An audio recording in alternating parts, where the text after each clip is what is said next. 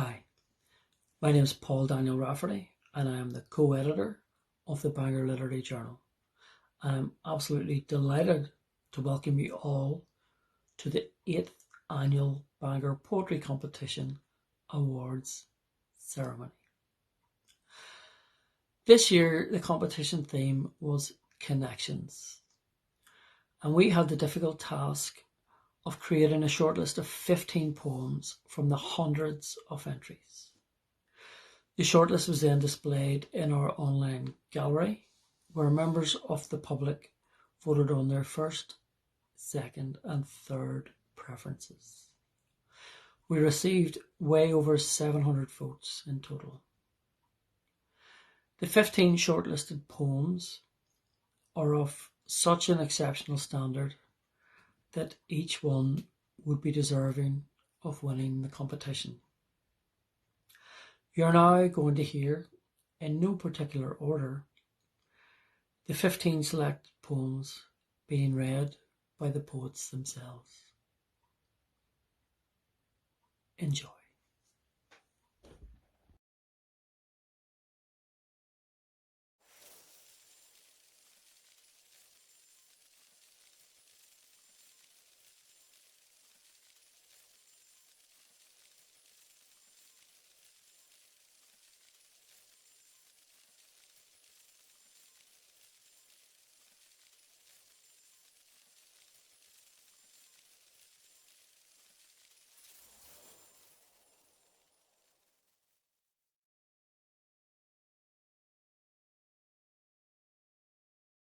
My Girl, Where the River Flows, after Cape Cod Morning by Edward Hopper.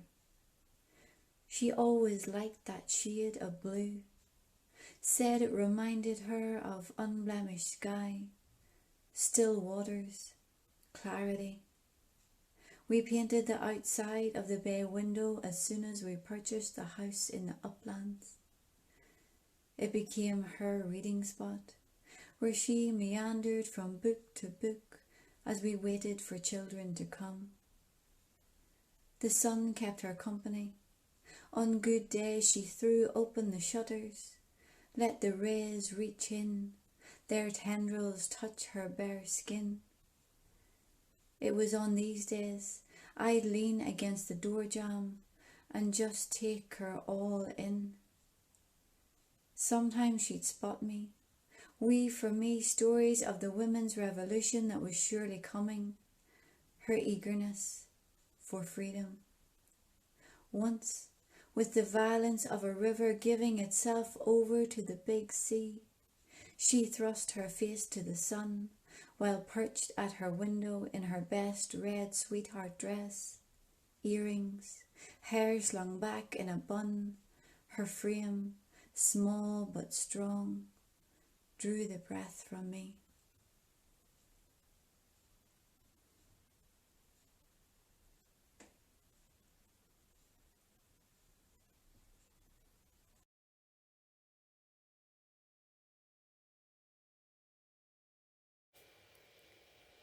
These are the rules of indurated fruit. It is possibly one of your 5 a day. You must spend at least half an hour deliberating between. They say that you could eat a different kind of apple every day for 5 years before you need to eat the same one again. There are so many kinds. Blackpool Rock is the same. You must take your own sweet time. Your mother is off, lost in aisles of knick-knack tat, drawn like a jay to the spangles. Consider it well. It is almost time for chips, and you will be allowed only one of the fragrant twigs. Mint. Mint is the only fruit that comes in the shape of leaves. Banana. Banana is the only fruit that fills your mouth with smiles. cherry. The one that somehow always manages to taste a little bit like Vim. The one with the spindle of coloured stripes is Fruity Rainbow. Rainbows are the sky's fruit, scented like a brilliant dream you might have had one night. Your fingers walk the stiff harvest. Some of the poles are spoiled with cracks, and you can see the bruise of letters, Blackpool carved to the core. You already know the one that you're going to pluck. Lager and lime, the grown-up's fruit, and even though it tastes like the bottom of an aluminium pan, you could almost believe that you arrive at the cafe half cut. There they all are, ready rolled for you in one convenient stick. Peeling is a simple matter of 3 clockwise twists. Visit the beach just to lose your grip of its half-sucked spear on the sand. Cry and let your tears fall like a bandit's dropped coins. Be inconsolable, for though it is run beneath the tap, it will never be free of grit. You must not forget to save the little pith of paper tucked into the clear skin, a picture of the tower still wearing the rock's curve. Tape it into a book, and it will remind you of the one day of your holiday it did not rain. Remember how big the beach looked, scalped of tide. Remember how your mother bought a treasure chest made from shells.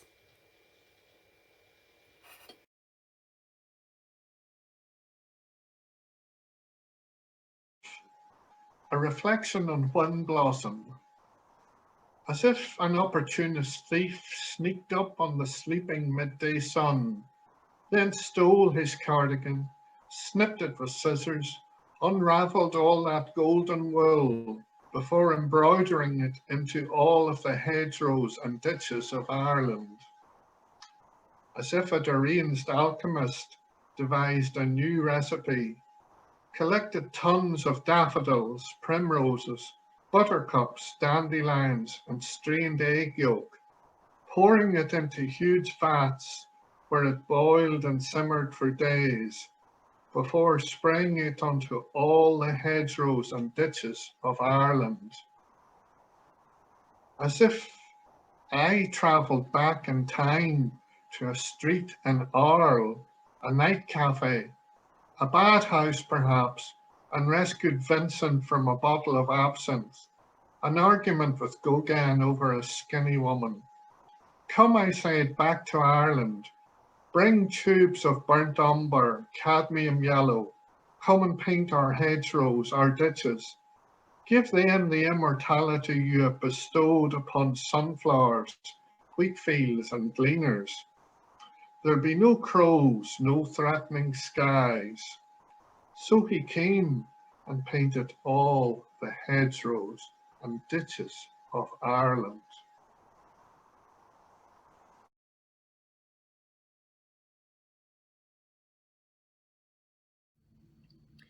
Something happened. Inspired by you, I went out and bought satsumas, and now I slowly ease out semicircular guts to peck at with almonds to get me past morning. The peel remains remarkably whole and round, as if I could hide in its walls, settled by the fire of yellow rind strands curling from its centre. I'm almost there, hermit crab in a ghost fruit, when you call to tell me something has happened. I listen, squashing down satsuma peel like lips. Why are you trusting me with this? I don't ask. I wish I could make your body stop scaring you. I don't tell you about my experience with the peel. I could see all the tiny pores dotting golden light, and it blew my mind, this heady, finite, orange sky.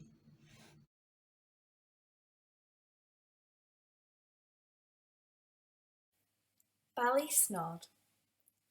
We reached the summit in the inky part of day, ready to be written, and look beyond lines of skinny houses to giant woodbine, puffing as the Townsend Torreson scissors the navy sea. Scarlet-cheeked cousins play inside, 20 and more, and tumble and titter and tee-hee by the hearth, where a new baby is changed and wrapped in a white bobbly blanket. Granny casts a crafty smile in the corner, reflexive conjugation, and the clickety-click of stout knitting needles conjures honeycomb lines in Aran wool unwinding above a pile of cardigans scented with barley. Granda's heavy hands rest on his belly, past imperious, and he half snoozes with one eye on his lamb sheep, huddled close to the orange fire, where buckled leather belts hang idle. Ants rattle the golden bucket of coal, 11 in prime, and the hiss of wet slack unleashes a draught as children eat a communion of squished up loaf and sip ribena from silver goblets. In the parlour, uncles talk unseen, 5 lost for a crown, and shake a fist at nephews who creep through the hall, sucking the scent of imperial leather as they learn what it is for men to be at peace. Joyce's eyes well in the window pane, still one of 16 children, and her cradling voice follows a gust of wind that catches me falling, lace on lace, into a bride's arms in infant days of summer. Later, I step outside, into the darkness, and hear the clickety-click of time unwinding, and I know that they will all come home to Ballysnod.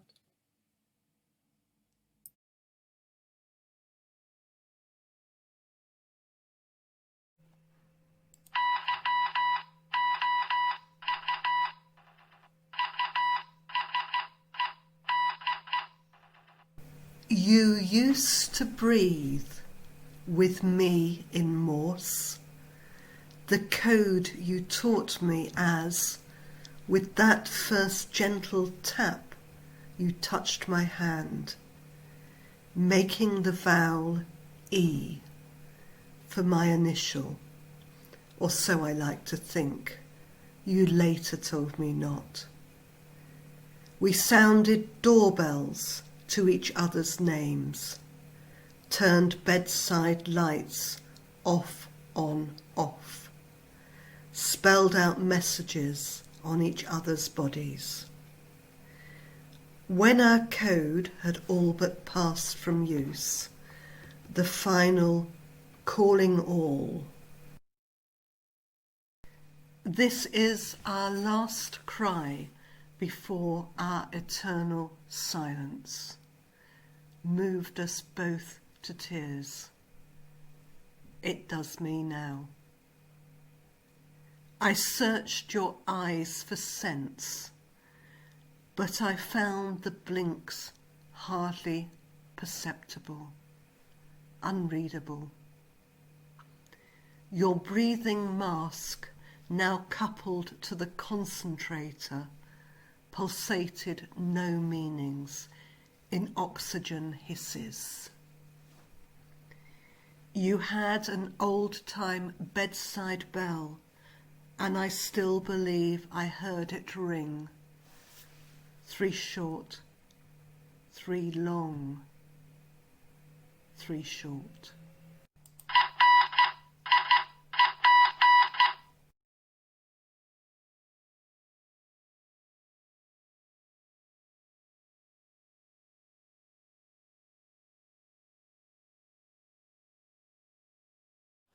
staying back. Dear friend, you're out cycling with your household, a household of one. I phoned to fill you in with the nothing doings that I've been up to. You asked to call round the back for a chat, and so I begin to measure out 2 metres. Wishing I was marking out dressmaker's chalk in my mouth, blue silk for a Lindy Bop dress, like the one you tried on in Waterford, your fine shoulders back 2 summers ago. But I am not. I set out 1 chair 2 metres out from my home. I lift a small glass top table, but the lawn, lousy with moss, makes it wobble. I fold a card to fill the shortfall, and think of the card we giggled at this autumn in Port Stewart Strand. You said, buy me that and send it. The table is bare, and the small debris that shifts each night has settled there. I buff it until it frames the light. Fill a white vase with flowering sprigs of rosemary, cup my hands over it and breathe in deeply. I'll tell you to do the same, and you'll call me a feckin' Egypt and have none of it. I think of New Year's Eve, the table laid with silver your mum has given you, the unmarried one. So I scramble about to find a tub and fitting lid that you can shove in that back pocket of your yellow splatted jacket that I'm so used to following as we fly past Wynn on our spins to Nendrum and back. The tub is filled with soup. The stock reel this time when my time is slack. The carcass simmered yesterday for hours filled the house with the soothing scent of sage. Another layer of protection in a flimsy bid to keep you safe. I put the kettle on, hear the clack of cleats from well back. You call, I'm here. You tell me how you saw no one for the 2 weeks of your holiday, drove all the way to Cook to give your mum a hug and tell her that you love her, and how she said, you're not half wise. You tell me how you've moved to A&E, the young ones bringing you up to speed, but no one bakes and brings it in for tea and crack. How you cracked the hollow head of a bunny clean off and snuck the chocolate up your mask and never let on. You tell me how you x-rayed 2 old ladies, mortified but chuffed to be in the thick of it. One had clapped with such zeal that some small part of her fragile frame just snapped. The other had decided her palms were not enough, turned to go inside and find a pan and fell flat. They'd laughed, and I did too, blowing all my early morning rules to pot, blowing them to you. When you left, I stopped. Later I read that laughter carries it well beyond 2 metres.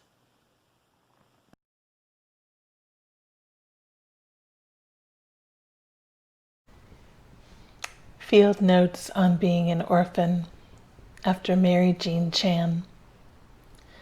And yes, my father died suddenly, and I felt such great relief. And yes, my mother died almost as suddenly, and the grief debilitated me for years. And yes, I was already 33 when I officially became an orphan, so you might think I'm overstating my case. And yes, I know that Oscar Wilde famously wrote, "To lose one parent is a tragedy, but to lose both is careless." And yes, I felt compelled to piece together my family tree, to come to know my ancestors, even though I have no children to pass it on to. And yes, it feels like I must do this before I die, and if I stop doing it, I will die.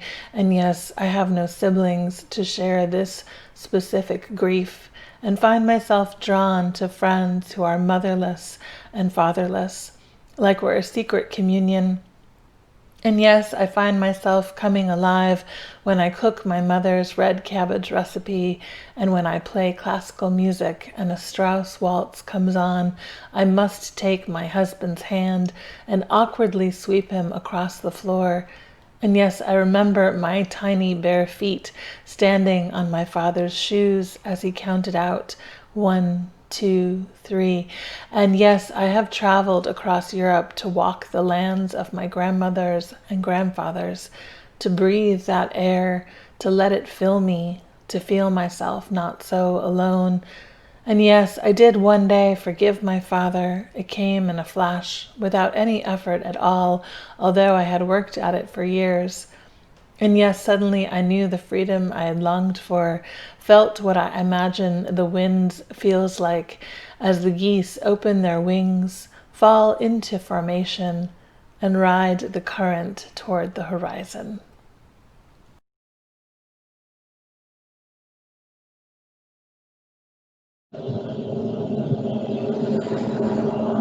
We heard the sea that day, willed by hope from hollowness, like the hermit who outgrew his small world. Mr. Lee said that's the sound of air resonating in an empty vessel, and physics washed away another dream.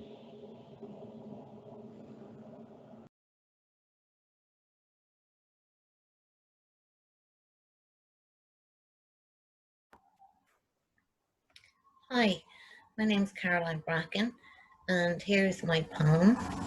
It's called The Bed, and I will just share it now.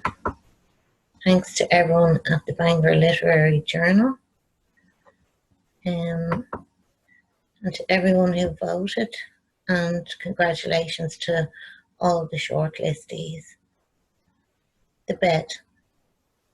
28 years after we split, my ex brings me a double bed. He is clearing out the old homestead after the death of his father. He has the old man's grey beard. I have my mother's bad back. I remember the bed in our first bedsit in Ranelagh, the 2-ring cooker in a cupboard, and the Mohicans downstairs who did a runner after a mad one when a skinhead threw a television through the window. Our bed in Monkstown was a mattress on the floor, 3 flights up, the stairs a daily reek Sunday, with a baby in one arm, bag of coal in the other. I have no recollection of our bray bed. It is a landscape painting left out in the rain. It must have been cold, a mess of creased sheets we could not smooth straight. Today, the irony of this bed gift is not lost on me, but I say nothing. Just help him lean the metal frame against the wall. Take our breath. Admire the mattress. Sit on memory foam. Thank you.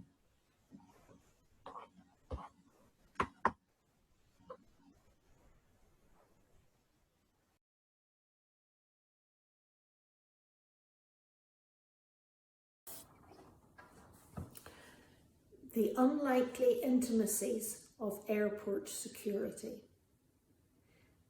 Someone's socks are unrolled one by one.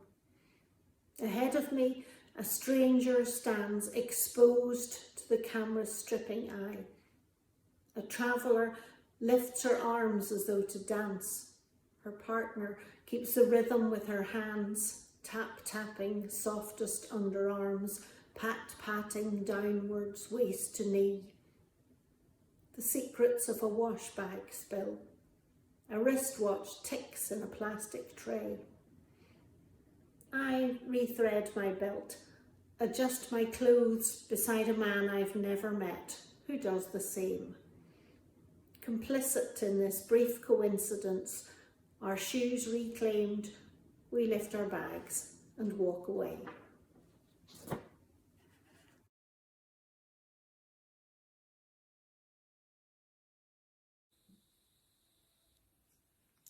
antibiotics. She never cried. She was as solid as a rock, except on the days she remembered her sister and the fun they had shared in the big house. But apart from that, she was as stoic, and I knew that the winds of life would not bend her. Except on the days we made the beds together, and she sighed as quiet tears wet her marshmallow cheeks. A memory of her mother tucking white, crisp hospital corners around striped, ticking mattresses. But that was all there was to it then. I could never hope to come up to that steely reserve and be the unmoved. Though there were occasions when the armchair in the corner by the fireplace seemed too big for her, too big. And she filled the edges of the cushions with lace-edged hankies, damp and tucked away and hidden. And then her brother's name was whispered quietly, as if such a thing could never have happened. Though it did. For those were the days before the miracles. We call them antibiotics and warn our families against taking them.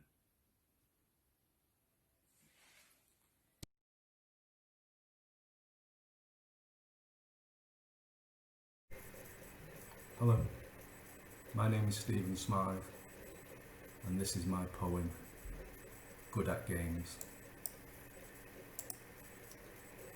With your luminous smile, blonde quiff, blue eyes from our dad's side, not dark like mum and I, you were lithe, ace surfer, quick bowler, smooth swimmer, but never the same after that searing May day, when your broken howls summoned me to watch wide-eyed, as you cowered before a demon only you could see. From 19, you went straight to middle age, did not pass go, nor collect anything except a shambling gait, trembling hands. Meds fueled obesity, but never grey. Days short of 40, your heart gave up long after hope. We only ever looked alike when we spoke.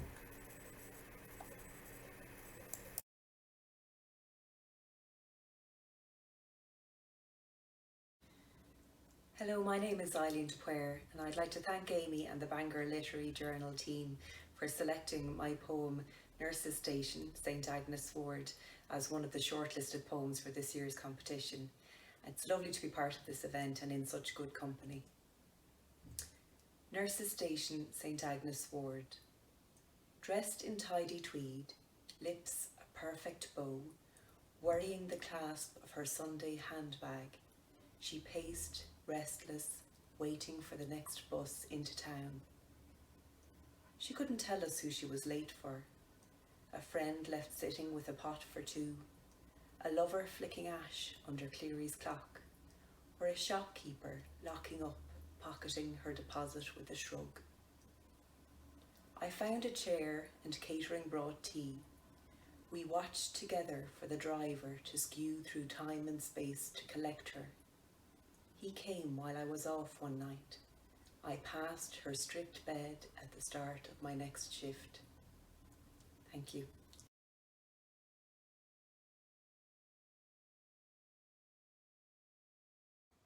Hello, my name's Charlie Barry, and I'm delighted that my poem has been shortlisted. Seizure. Things aren't flowing correctly. There's been a system overload. It's misfired again. Bit of an electrical surge, and the blue screen of death. Automatic shutdown. She's pounding towards the floor like a concrete tower under demolition. Millions of simultaneous ignitions. Imploding, exploding, deploding. Straight down. No compromises, no time for plan B. And she hits. The jarring crunch of bone on concrete. That's the skull again, 5th time. Perfect aim just on the edge of the curb. It's a highly vascularized area, the head. Bit of a bloodbath. Nice pool of it forming under her. Trickling down the tarmac. A little boy stops. I want to touch it. No, says his mother, as she administers first aid. Then she's carted off. Not compos mentis. System reboot needed. She'll be fully functional until the glitch in her matrix plays up again. Her throbbing occipital quilted together with tight thread. No harm done. Except the questions. Did you bite your tongue? Did you shake? And did you wet yourself? She's unsure where the disconnect lies. In her head or theirs. We hope you enjoyed those as much as we did, and I'm now delighted to reveal this year's Placed Poets and indeed the winner of the 8th annual Bangor Poetry Competition. Commended, we have Geraldine O'Kane with My Girl, Where the River Flows. Highly commended, we have Elizabeth Gibson with Something Happened. In 5th place, we have Angeline King with Ballysnod. In 4th place, we have Robin Holmes with As If, a reflection on Wind Blossom. In 3rd place, we have Eileen de Poer with Nurses Station, St Agnes's Ward. Our runner-up is Sharon Flynn with The Unlikely Intimacies of Airport Security.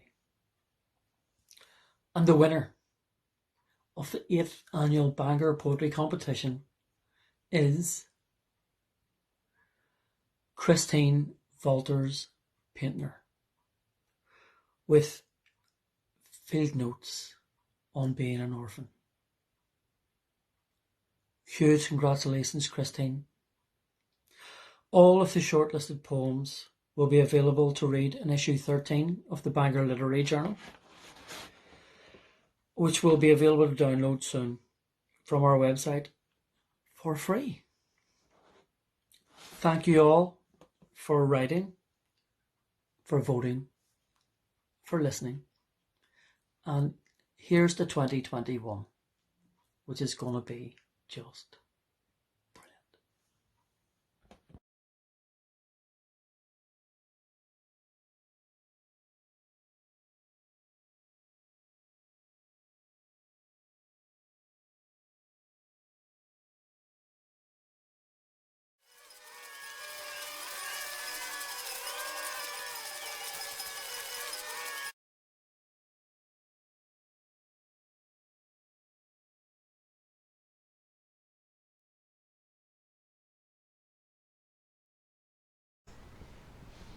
Field Notes on Being an Orphan, after Mary Jean Chan. And yes, my father died suddenly, and I felt such great relief.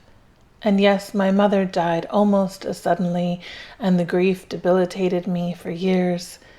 And yes, I was already 33 when I officially became an orphan, so you might think I'm overstating my case. And yes, I know that Oscar Wilde famously wrote, "To lose one parent is a tragedy, but to lose both is careless." And yes, I felt compelled to piece together my family tree, to come to know my ancestors, even though I have no children to pass it on to. And yes, it feels like I must do this before I die, and if I stop doing it, I will die.